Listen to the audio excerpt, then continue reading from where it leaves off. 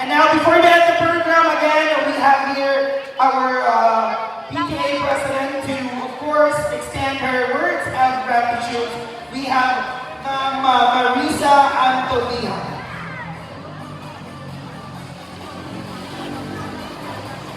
Good evening, everyone.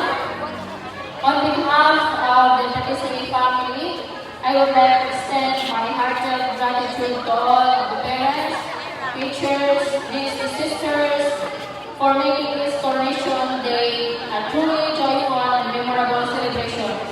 Thank you for your hard work, your support, and your cooperation throughout our foundation activities. To our dear pupils, you were all amazing. Your talents and confidence made this event memorable. Bisan na mabasa ta sa uwan sa mga kay nag-enjoy yapon ta kay ang sarap ang mabasa sa uwan.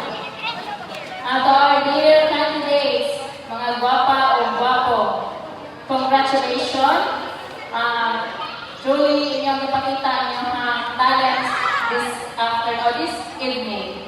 Thank you once again for being part of this wonderful event, and we will continue to work together for the growth, happiness, and success of our children. Again, thank you everyone. Thank you once again. That was